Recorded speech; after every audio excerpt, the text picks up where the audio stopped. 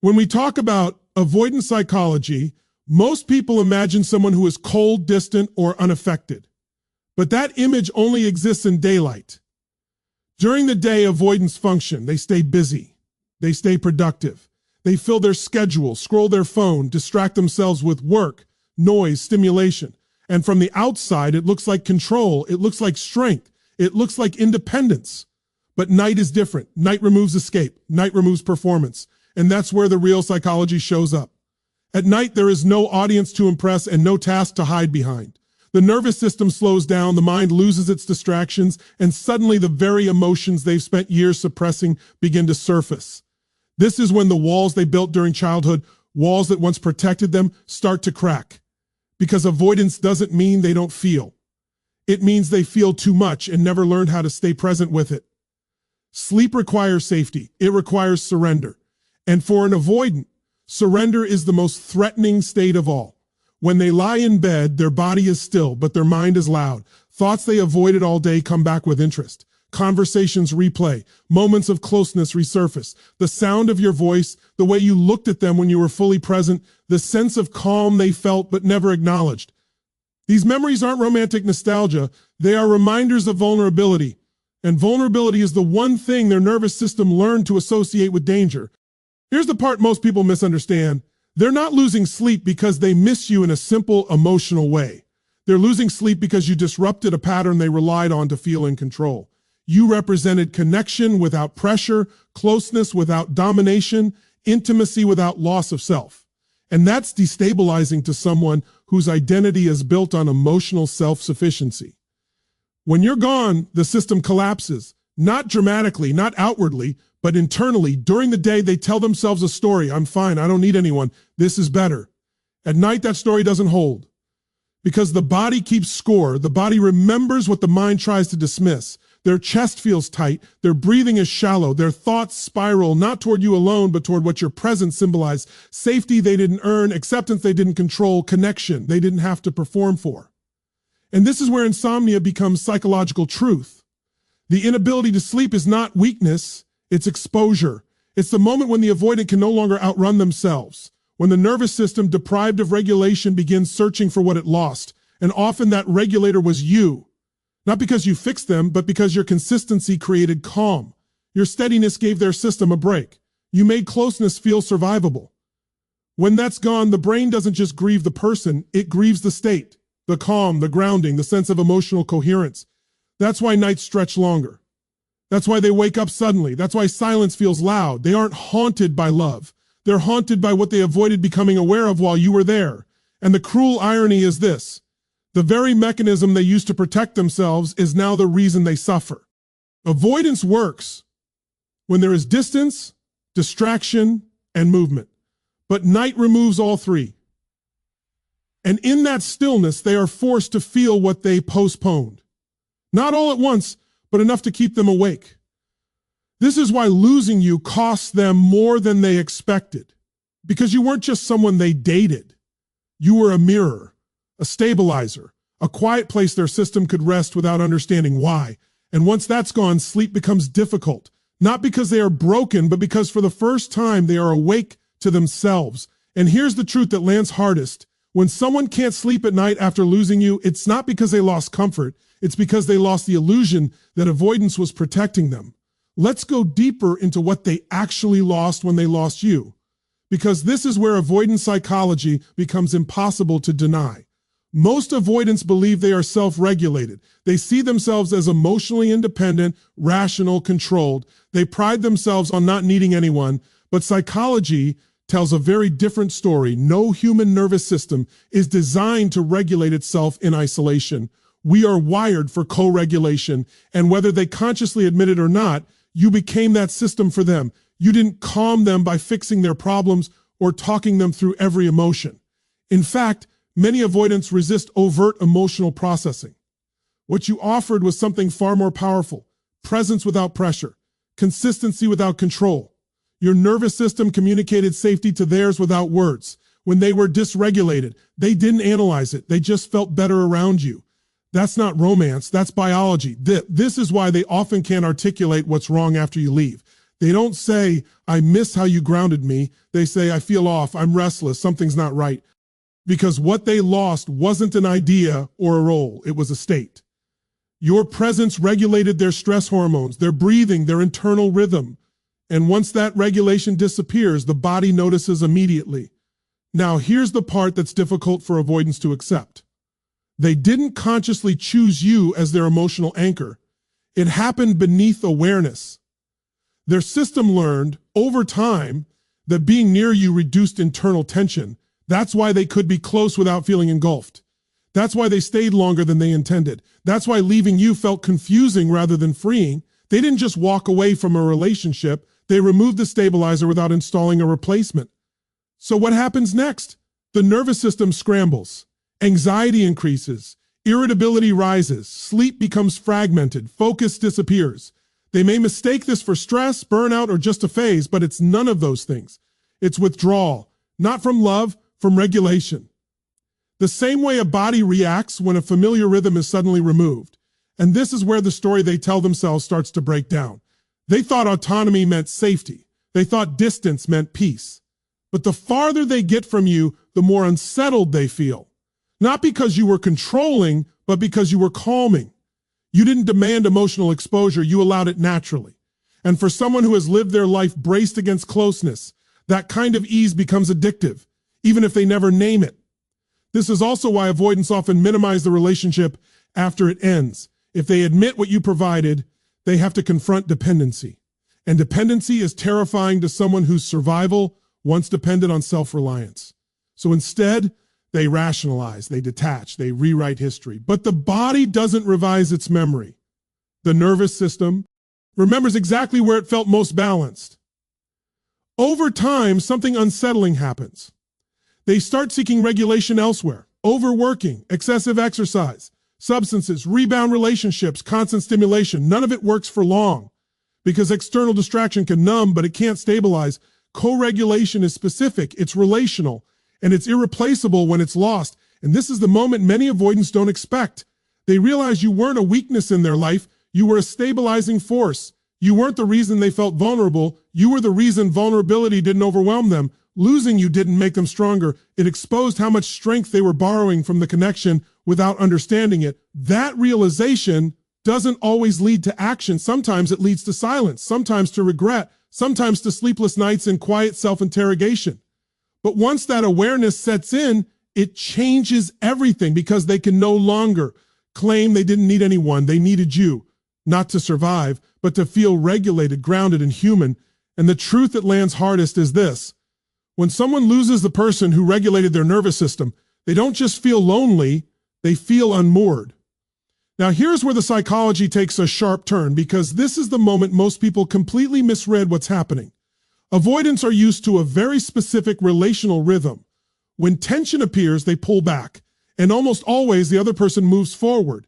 Questions are asked, explanations are offered, emotions are chased. And from the avoidance perspective, that pursuit confirms two things at once, that they are still wanted and that they still control the distance. The system stays balanced in their favor, so when you don't chase, something unexpected happens. Not externally at first, but internally. The nervous system notices the absence immediately. Silence becomes information. Distance no longer feels chosen, it feels imposed.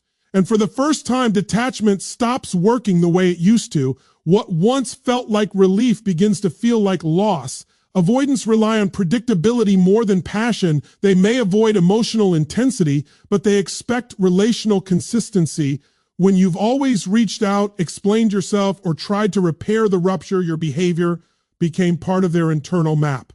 When that behavior disappears, their brain doesn't interpret it as strength at first. It interprets it as danger, because unpredictability removes their sense of control. This is where detachment quietly turns into fixation. Not because they suddenly become emotional in a romantic way, but because their mind starts searching for the missing variable. They replay interactions, scan messages, check for signs, not to reconnect immediately, but to regain orientation. The absence of pursuit destabilizes them more than conflict ever did. Here's the paradox. Chasing reassures the avoidant that they can leave and return without consequence. Not chasing forces them to confront the possibility that leaving has a cost. And cost is something avoidance systems are not designed to process easily. They learned early that attachment comes with risk, so they built strategies around minimizing loss. When you don't chase, that strategy fails. At this point, many avoidants tell themselves a familiar story. They're just giving me space. This will pass. If I want, I can reach out. But the longer the silence holds, the more that narrative weakens. Because your non-pursuit doesn't feel passive, it feels final. And finality activates something deeper than fear of intimacy. It activates fear of abandonment. This is when obsession begins, not with you as a person, but with what you represent. You become the symbol of lost control.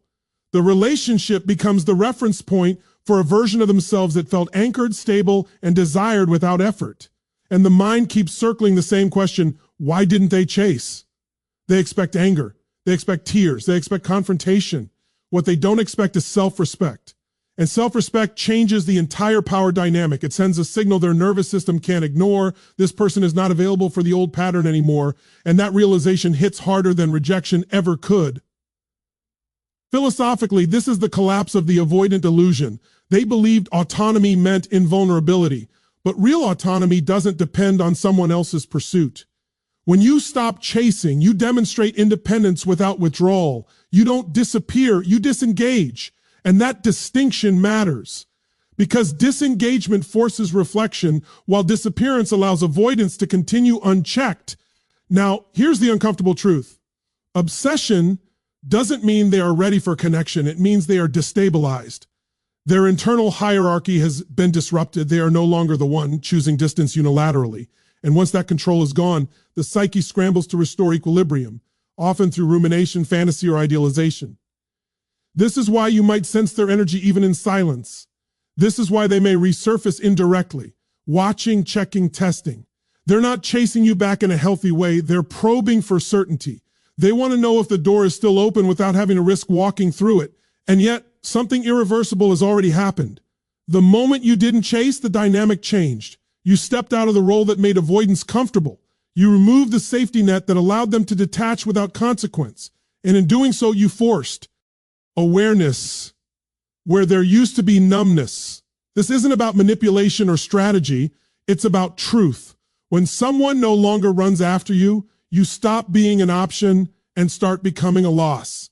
And that's the moment detachment turns into obsession, not because they gained desire, but because they lost control. Now we arrive at the moment avoidants spend their entire lives trying to outrun, because this is where the real fear lives. Most people assume avoidants are afraid of intimacy. That's only partially true. Intimacy is uncomfortable, yes, but it's not their deepest fear. Their deepest fear is what intimacy exposes about them when it's gone. Loss doesn't just hurt them emotionally, it dismantles the identity they've built to survive. When you leave, or when you stop engaging the old pattern, you force a confrontation they never wanted, because now they can't blame closeness for their discomfort. They can't say, I feel trapped or I need space. The space is already there. And yet, the anxiety is worse. That's the moment the mind has nowhere left to hide. Avoidants organize their lives around control of distance, control of exposure, control of emotional timing. Intimacy threatens that control because it introduces unpredictability, but loss threatens something even more fundamental, the belief that they are immune to consequence. When you're gone, the story changes from I choose distance to distance chose me, and that shift is psychologically devastating. This is where the pattern becomes visible to them, not as theory, but as lived experience. They begin to see the repetition, the cycle of connection, withdrawal, relief, regret. The common denominator isn't the partner, it's them. And this realization doesn't arrive with clarity or growth at first. It arrives as unease, as shame they can't quite name, as the quiet awareness that something keeps breaking the same way. Loss strips away the avoidant's favorite defense. Detachment without accountability. When someone leaves and stays gone, the mind is forced to ask questions it's avoided for years. Why do people keep leaving? Why do I feel calmer alone but emptier over time? Why does freedom feel hollow when it's absolute? This is where their greatest fear surfaces, not intimacy, but exposure. Exposure to their own patterns. Exposure to the cost of emotional self-protection. Exposure to the possibility that what they call independence may actually be isolation dressed up as strength. Philosophically, this is the collapse of a worldview. Avoidants often believe that needing less makes them safer, that attachment is a liability, that self-sufficiency is the highest form of power. But when you're gone, they're forced to confront a more uncomfortable truth. Meaning comes from connection, not control. And control, when overused, erodes meaning. What keeps them awake at night isn't just missing you, it's the existential discomfort of realizing that the very strategies that once helped them survive are now preventing them from feeling alive.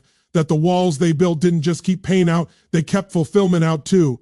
And here's the part most people never see. This confrontation doesn't automatically make them reach out. Often it does the opposite. It paralyzes them. Because reaching out would require vulnerability, accountability, and the risk of rejection. And avoidants would rather sit with quiet suffering than risk visible failure. So instead, they sit with the truth in fragments. Moments of clarity followed by retreat, regret followed by rationalization. They tell themselves it's too late or not the right time or that you've moved on. Some of that may even be true. But beneath all of it is the same realization. Losing you wasn't random, it was patterned. This is why loss changes them in ways intimacy never could. Intimacy invites growth, but loss demands it. You can avoid closeness, but you can't avoid consequence forever. And when consequence arrives, it doesn't shout, it whispers. In the quiet, in the stillness, in the long moments when distraction fails and self-awareness slips in, you didn't just leave a gap in their life, you left a mirror. And once someone sees themselves clearly enough, they can never fully unsee it. Because the hardest truth isn't that they lost you, it's that they finally understand why. At some point after the loss settles in, the avoidant mind reaches for its oldest comfort, replacement. Not connection, replacement. The idea that another person will reset the system, restore equilibrium, and confirm that nothing meaningful was actually lost. This belief isn't arrogant, it's defensive. If people are interchangeable, then loss isn't personal. And if loss isn't personal, then patterns don't need to be examined. So they tell themselves they'll find someone else, someone easier, someone less intense, someone who doesn't trigger vulnerability. And for a while, this idea works. It soothes the ego, it reduces the sting. It allows them to maintain the belief that they are still in control of their relational world. But here's where reality starts to intrude, quietly, steadily, without drama. Because attraction is common, availability is common, chemistry is common. What isn't common is the kind of connection you offered, the kind that didn't demand performance, the kind that didn't punish distance, the kind that felt steady without being suffocating. That combination is rare, especially for someone whose nervous system is hypersensitive to closeness. At first, they don't notice the difference. New interactions create stimulation, novelty, distraction. But novelty fades. And when it does, comparison begins. Not consciously, not maliciously, but instinctively. The body remembers how it felt around you. The mind starts noticing what's missing. Conversations feel thinner. Presence feels conditional. Safety feels negotiated rather than given. This is the moment many avoidants never anticipated. They thought what they valued was freedom. But what they actually miss is ease. The ease of being accepted without being managed. The ease of not having to prove independence or guard autonomy. With you, closeness didn't feel like a trap. It felt like a soft place to land. And that's not something they can recreate on demand. Here's the psychological twist. They often don't realize your rarity until they encounter substitutes, until they see how transactional many connections are, how much effort it takes to maintain distance while still being together, how often they feel either overwhelmed or understimulated, but rarely balanced. You were balanced, and balance is invisible when it's present. It only becomes obvious when it's gone. This is why the realization comes late, not during the breakup, not during the silence, but weeks or months later when the comparison has accumulated enough evidence, when the mind can no longer pretend that what was lost was generic, when they're forced to confront the fact that connection isn't just about compatibility, it's about nervous system resonance. Philosophically, this is the collapse of T. Replaceability myth. Modern culture teaches us that options equal power, that abundance makes attachment unnecessary. But psychologically, meaning doesn't come from options. It comes from specificity, from the one person whose presence aligned with your internal rhythm. And once you've experienced that, everything else feels slightly off. This doesn't always lead to action. Pride, fear, and timing often intervene. But internally, something has shifted. You are no longer just an X. You become a reference point, the standard by which future connections are measured. And that's a dangerous position to occupy in someone's psyche, because it means you're no longer competing with other people, you're competing with memory, and memory, when tied to emotional regulation and safety, is incredibly powerful. This is why avoidants often minimize what you meant while secretly honoring it internally. Admitting your rarity would mean admitting loss. And admitting loss would mean admitting they misjudged the value of what they had. That's a hard reckoning for someone who prides themselves on self-control. But whether they admit it or not, the truth settles in slowly and firmly. You weren't special because you tried harder. You were special because you made closeness feel survivable without asking them to become someone else. And that realization doesn't fade. It lingers quietly, persistently, long after distraction stops working, because losing someone rare doesn't hurt all at once. It echoes. And by the time they understand that, replacement is no longer an option. And now everything converges here, because this is the truth that sits underneath every sleepless night, every rationalization, every delayed realization. Losing you didn't cost them comfort. It didn't just cost them companionship. It cost them an entire internal ecosystem they didn't know how to build on their own. When you were in their life, things worked. Quietly, subtly, without fanfare. Their stress spikes softened. Their inner tension had somewhere to go. Their emotional volatility stayed below the surface. Not because you fixed them, but because your presence created coherence. You gave their system a rhythm it could lean into without effort. And once that rhythm disappears, the absence is profound. This is where the avoidant finally understands something they resisted for years. Independence without connection isn't strength. It's exposure. The world feels louder now. Emotions hit harder. There's no buffer, no anchor, no shared reality to return to when things get overwhelming. And that's when the cost becomes undeniable. They didn't just lose a relationship, they lost consistency, they lost emotional grounding. They lost someone who didn't demand they change but allowed them to soften. And that loss ripples into every corner of their life. Work feels heavier, distraction feels thinner, silence feels sharper, even success feels strangely hollow because there's no one to share it with in a way that feels real. At this stage, avoidance no longer protects, it isolates. The strategies that once helped them survive now amplify the emptiness. Pulling away doesn't create relief anymore, it creates echo. The mind circles back to the same realization again and again. The problem wasn't closeness, the problem was running from it. And this is where regret becomes existential. Not dramatic, not impulsive, but heavy. A slow awareness that what they lost wasn't replaceable, reversible, or random. It was the result of a pattern that finally reached its breaking point. You didn't just walk away, you reached the end of what you could give without losing yourself. There's a quiet grief that comes with that understanding. Grief for the future they could have had. Grief for the versi on of themselves that felt more regulated, more human, more at ease. And perhaps most painfully, grief for the realization that the one person who made closeness feel safe is no longer there to absorb the impact of their avoidance. This doesn't mean they suddenly transform. Growth isn't guaranteed. Some people sit with this awareness and do nothing, but the awareness itself is irreversible. Once someone recognizes the true cost of avoidance, they can't fully return to ignorance. Every future connection carries the shadow of what was lost. Every moment of distance is measured against the memory of what connection once gave them. And here's the final truth, one that reframes everything. Losing you didn't punish them. It revealed them. It exposed the limits of emotional self-sufficiency. It showed them that control without connection is empty and freedom without intimacy is lonely. You became the turning point not by staying, but by leaving. While you're rebuilding, healing, and reclaiming your own sense of wholeness, they're left to confront the reality that avoidance didn't save them. It cost them the one thing they never learned how to replace. Because when someone loses the person who brought calm without control, safety without surrender, and closeness without fear, they don't just lose a relationship. They lose the version of life that finally felt steady. And that is a loss that no amount of distance can undo. And this is where the story comes full circle. Avoidance psychology isn't about villains or victims. It's about patterns, survival strategies, and the cost of never updating them.